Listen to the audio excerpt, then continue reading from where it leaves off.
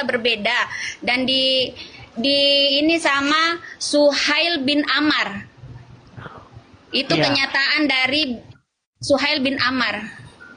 Ya, baik ya. Jadi hadis-hadis semacam itu ya, riwayat-riwayat semacam itu, kalau kita bahas, itu ujung-ujungnya sesama muslim sendiri itu saling mengatakan bahwa itu tidak sahih lah dan lain sebagainya.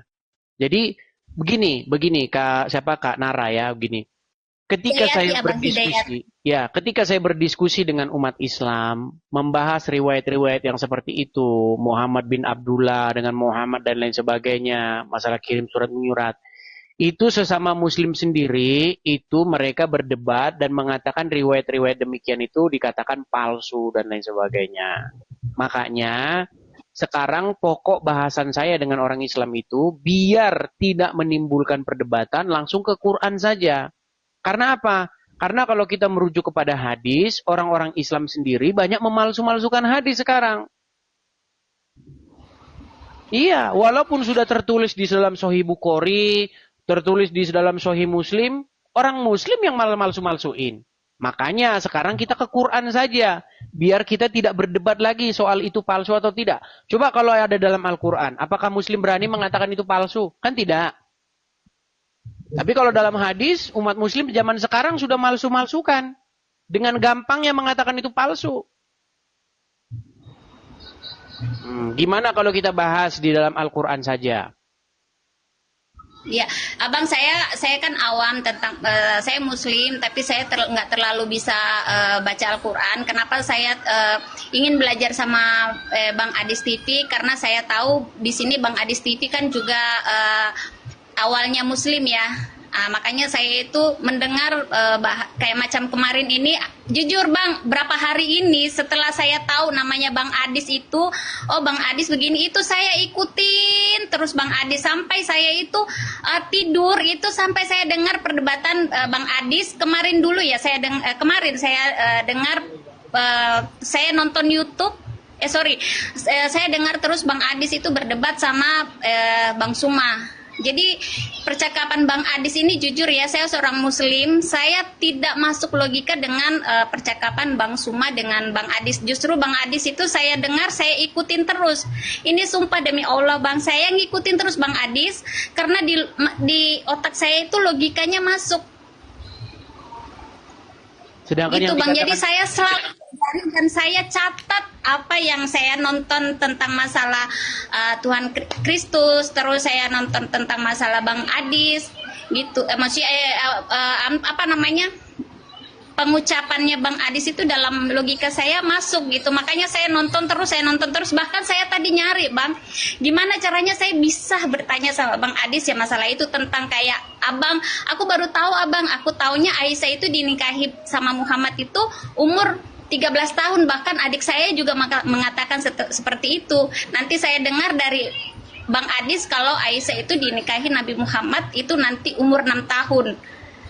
Dan di situ saya, loh kok seperti ini gitu. Makanya saya di sini saya cari terus sampai saya nonton tadi masalah tentang film Nabi Muhammad, dan tapi sebelumnya saya nonton film Tuhan Yesus kayak gitu Bang. Yeah. Di logika saya, menurut saya orang Muslim, saya banyak logikanya masuk dengan Bang Adis. Nonton saya sampai diketawain sama bapaknya anak-anak. Kok kamu ngikutin itu terus? Iya, malah justru menurut Kak Nara justru argumen-argumennya cuma yang tidak masuk akal. Tidak masuk akal. Banyak yang tidak masuk akal dan dia cuma bahasanya terlalu tinggi, terlalu lantang, terlalu dia merasa dirinya aja yang, oh saya hebat nih, saya bisa, saya pintar gitu. Tapi saya di logika saya tidak masuk Abang. Tapi gini, banyak yang komen katanya, alah ini settingan katanya, ibu ini bukan Muslim. Gimana kalau kita coba, jangan-jangan ibu ini jangan-jangan bukan Muslim. Gini Abang, saya boleh, ini yang kenapa saya berapa hari ini tidak sholat Abang. Di tahiyat akhir kan At-tahiyatul mubarakatuh salawatu thayyibatulillah. Assalamu alayka ayyuhan nabiyyu warahmatullahi wabarakatuh. Assalamu alayna wa ala ibadillahi salihin. Asyhadu an la ilaha illallah wa asyhadu anna Muhammadar Rasulullah. Allahumma salli ala Muhammad wa ala ali Muhammad kama sholata ala Ibrahim wa ala ali Ibrahim. Kenapa? Ini yang saya pertanyakan lagi, Abang. Kenapa Nabi Muhammad diduluankan baru Nabi Ibrahim? Setahu saya Nabi Ibrahim itu adalah Nabi pertama dan Nabi akhir itu adalah Nabi Muhammad. Kenapa setiap kita sholat kita mendoakan? Saya di situ baca artinya. Kenapa kita sholat itu membaca seakan-akan kita itu mendoakan Nabi Muhammad terus melebihi dari Nabi Ibrahim? Oke. Itu yang saya mau tanyakan. Iya. Padahal kalau kita baca dalam Al-Quran, tidak ada dibeda-bedakan Nabi itu, ya kan? Tapi kelakuan umat Muslim terhadap Muhammad itu sudah sangat berlebih-lebihan, begitu. Di dalam riwayat-riwayat dikatakan sangat menyanjung Nabi Muhammad. Maksudnya saya itu saya mau tanyakan itu, Abang Adis itu kenapa itu, Abang Adis? Iya, karena memang pada prakteknya begini. Di dalam perkembangan zaman, ya, sekarang itu banyak orang-orang yang mengaku-ngaku keturunan Muhammad, yang menggelari diri mereka sebagai Habib-Habib. Nah, Habib-Habib ini, mereka sangat menggembar-gemborkan betapa mulianya Muhammad, sehingga umat Muslim akan digiring sedemikian rupa untuk mengkultuskan dia dan keturunannya. Nah, apa keuntungan bagi mereka? Cuan, fulus. Ketika keturunan-keturunan Muhammad dalam tanda kutip yang mengaku-ngaku keturunan Muhammad ini, mereka gembor-gemborkan, turunan Nabi itu mulia. Bahkan dikatakan, kalau ada ulama yang sudah gila, dia bisa dikatakan mantan jadi orang gila, dia tidak bisa disebut lagi sebagai ulama. Tapi kalau ada turunan Nabi gila, dia statusnya masih turunan Nabi, masih Habib, katanya. Dan mereka sangat dimuliakan. Ketika mereka sangat dimuliakan, mereka mendapatkan uang yang banyak. Contoh, bekas tisunya, ya kan? Nih, bekas tisu elap turunan Nabi. Wah, umat Muslim rebutan. Cium-cium kakinya, bekas minumnya, banyak sekali. Lihat aja. Bagaimana orang-orang Islam sangat mengkultuskan keturunan Nabi, keturunan Muhammad. Nah, padahal di dalam Al-Quran ada ayat yang mengatakan, Makana Muhammadin aba ahadim mirjalikum. Bukanlah Muhammad itu bapak dari salah seorang laki-laki di antara kalian. Muhammad itu bukan bapak dari seorang laki-laki di antara kalian. Tapi sekarang banyak orang ngaku-ngaku turunan Muhammad. Ketika mereka mengaku keturunan Muhammad, orang-orang Islam di negeri kita ini sangat-sangat menjanjung, memuliakan mereka. Ya kan? Sehingga mereka dapat uang yang banyak dari situ. Seperti itu. Makanya ada semacam pengkultusan. Muhammad tuh harus dikultuskan. Seperti itu. Riwayat-riwayat mereka mengatakan kencingnya Muhammad diminum, darahnya diminum. Ya, sudah pernah dengar? Ya. Sudah pernah dengar kan? Baru dengar, makanya saya itu juga baca kemarin, Abang. Terus saya juga ini ada lagi saya pertanyakan nih, Abang. Kemarin saya ada nonton juga Abang berdebat sama siapa yang di Malaysia itu ya, Bang, ya, yang perempuan yang bercadar itu. Abang bilang enggak boleh kesini, enggak boleh. Kenapa itu kan yang ibu Malaysia yang bercadar itu, Abang? Ya, itu saya lihat perempuan itu seharusnya tidak diharuskan untuk berhijab, menutupi kepala itu, karena tadinya itu Nabi Muhammad istri para nabi itu supaya ketahuan yang mana istri, yang mana bukan, karena hampir semua faktor tubuhnya itu hampir sama, jadi diusulkanlah sama nabi untuk menutup kepala, Bu. Jadi tidak diharuskan untuk berhijab. Betul. Jadi sebenarnya begini, hijab itu sudah salah dipahami oleh orang-orang Islam zaman sekarang. Dan itu kuat dugaan saya, itu adalah sebuah politik. Ya, mereka ingin mengukur sejauh mana kekuatan kaum muslimin. Makanya mereka tandai dengan pakaian seperti itu. Siapa yang memproklamirkan supaya gerakan-gerakan berhijab ini? Namanya Hasan Albani, itu dari Mesir, gerakan dari Mesir. Sebelumnya nggak ada orang Islam berhijab. Apalagi mungkin Ibu Nora kan kelahiran yang lama kan, mungkin kita nggak tahu, mungkin Anda lebih tua atau apa. Dulu zaman-zaman saya sekolah nggak ada perempuan Islam pakai jilbab, nggak ada. Lihat foto-fotonya zaman dulu, nggak ada perempuan-perempuan pakai jilbab. Itu perempuan-perempuan pakai jilbab itu baru sekarang saja. Dan itu gerakan itu pertama kali dipelopori oleh seseorang yang bernama Hasan Albani dari Mesir. Nah, dulu nggak ada. Nah, adapun zaman dulu, ya zaman dulu. Itu Umar sering melihat istri-istri Muhammad tuh buang air. BAB, buang air besar. Nah, karena mereka ingin membedakan mana budak, mana bukan budak, maka disuruhlah pakai yang namanya penutup itu, hijab. Itu idenya Umar. Makanya ada seseorang muslim, cendekiawan muslim, namanya itu adalah Profesor Dr. Sumanto Al-Qurtubi. Nah, Profesor Dr. Sumanto Al-Qurtubi, kalau tidak salah ya namanya, saya agak sedikit lupa. Dia pernah menulis sebuah buku, namanya itu Lubang Hitam Agama. Di dalam buku itu, ada sebuah ayat, ada sebuah paragraf di mana dia membahas Umar bin Khattab dan Muhammad bersekongkol mengarang ayat Al-Quran. Ayatnya tentang itu. Tentang bagaimana Umar memberikan ide kepada Muhammad. Wahai Muhammad, bagaimana kalau istri-istrimu ini dipakaikan hijab? Lalu Muhammad setuju. Ya. Akhirnya turunlah ayat. Sudah dipelajari? Saya baru sekilas baca kemarin Abang. Makanya saya kan itu semenjak Abang berdebat itu saya baca sedikit. Saya belum sempat karena saya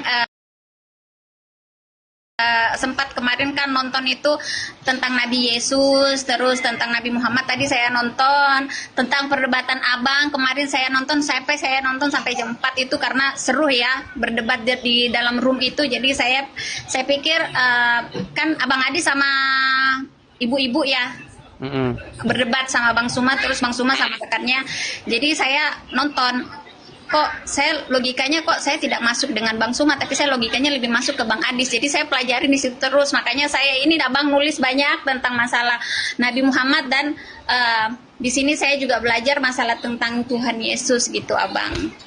Ya, ini salah satu contoh ya. Itu misalnya aja sih Abang saya. Oke, ini sebelum Ibu Bu Nara turun ya, saya tunjukkan ayatnya ya. Ini bagaimana Umar di sini ya sebagai pencetus ide tentang ayat hijab itu. Nih ya, ini tertulis di dalam Sahih Bukhari 577. 1. Ya, apa dikatakan di sini? Umar bin Khattab, karena kalau nomor hadisnya itu memang ganti-ganti ya, tergantung siapa yang nerbitin. Ya. Tapi intinya begini, dikatakan di sini. Umar bin Khattab pernah berkata kepada Nabi Shallallahu alaihi wasallam, "Tolong perintahkan para istri Anda untuk berhijab." Aisyah melanjutkan, namun beliau tidak melakukannya. Sedangkan istri-istri Nabi Shallallahu alaihi wasallam juga biasa keluar pada malam hari ke tempat untuk buang hajat. Nah, maka istri beliau Saudah binti Zama'ah keluar. Ia adalah wanita yang berpostur tinggi. Lalu Umar bin Khattab melihatnya ketika ia berada di majelis. Katanya, "Hai Saudah, kami mengenalmu." Sesungguhnya Umar menegurnya hanya karena dia ingin semoga ayat hijab segera turun. Kata Aisyah, memang tidak lama kemudian Allah Azza wa Jalla menurunkan ayat hijab. Jadi ayat hijab ini permintaannya Umar bin Khattab. Umar bin Khattab ini. Makanya Umar itu pernah bilang, Umar bin Khattab pernah berkata ya, nih saya tunjukkan. Umar, nih ya, bentar ya. Itu Tuhannya Muhammad itu setuju. Nih, sebentar. Sabar ya. Sebentar.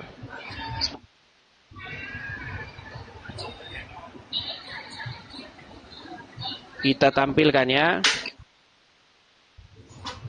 Bagaimana Allah itu akhirnya setuju dengan Umar. Karena Umar mengatakan bahwa nih, sebentar ya. Saya tampilkan saja di layar nih. Saya tampilkan. Saya ada kok ayatnya, saya tampilkan di layar. Sebentar. Nih ya. Sabar.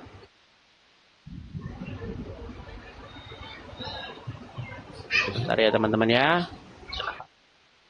Kelihatan ini? Kelihatan? Kelihatan? Kurang gede, Bang. Kurang besar. Tuh, itu ada di dalam hadis riwayat Muslim nomor 4412 ya. Nih, sebentar. Hadis riwayat Muslim, sebentar. Biar Saya ketikkan di sini. Hadis riwayat Muslim nomor 4412. Nih. Saya tampilkan ya hadisnya.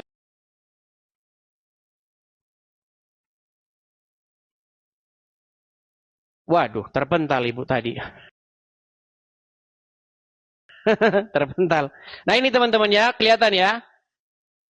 Oke, terpental ibu tadi ya. Nggak apa-apa teman-teman, karena memang ada sedikit beban mental ya teman-teman ya. Kalau muslim ingin mengutarakan kebenaran, itu pasti nanti ibu itu banyak kena inbox, banyak ini bilang segala macam ya. Nah ini, saya tampilkan ya nih. Dari Umar bin Khattab nih. Nih, saya tampilkan saja langsung di sini. Nih, kelihatan ya. Nih. Perhatikan. Keutamaan sahabat Nabi. Nih. Sahih Bukhari 4412 telah menceritakan kepada kami. Uqbah bin Mukram dan seterusnya ya. Telah mengabarkan kepada kami Nabi Ibnu Umar. Dia berkata, Umar bin Khattab pernah berkata, sesungguhnya pendapatku pernah disetujui oleh Allah Subhanahu wa ta'ala dalam 3 hal. Yaitu apa? Tentang makam Ibrahim, menjadikan peristiwa hijab, dan tentang tawanan perang Badar. Nih, bagaimana Umar bin Khattab pendapatnya itu jadi ayat Al-Quran. Makanya di dalam buku Lubang Hitam Agama dikatakan Umar bin Khattab dan Muhammad bersekongkol mengarang ayat Al-Quran. Ini, ya. Dalam 3 hal. Salah satunya adalah tentang hijab itu. Jadi hijab itu Umar, idenya Umar. Umar bin Khattab ya pengen supaya perempuan-perempuan itu pakai hijab. Supaya apa? Supaya mereka mudah dikenali. Karena zaman dulu perempuan-perempuan itu, ini mohon maaf. Perempuan-perempuan zaman dulu itu nggak pakai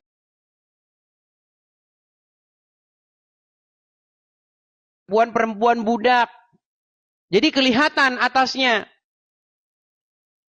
Nah, kemudian Umar supaya perempuan-perempuan muslim bisa dibedakan dari perempuan-perempuan budak, maka Umar di situ menyarankan kepada Muhammad supaya diturunkan ayat hijab. Baru turun ayat hijab itu. Itu bukan ngarang-ada, teman-teman. Kenapa Tasik Ngaji nggak berani naik sini? Karena mereka takut mengiyakan. Nggak percaya nanti mengiyakan dia. Ayat hijab itu sehubungan dengan peristiwa buang air besar, ya. Nih.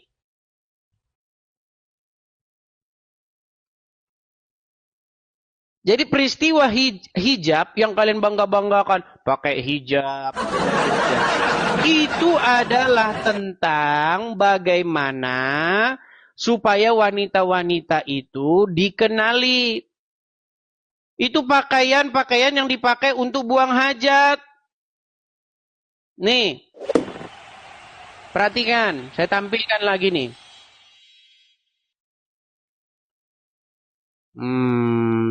Saya tidak mempersiapkan teman-teman. Kalau saya tidak persiapkan gini, saya agak sedikit butuh waktu untuk mencari ayat-ayatnya teman-teman ya. Makanya besok itu saya akan buat galeri teman-teman ya.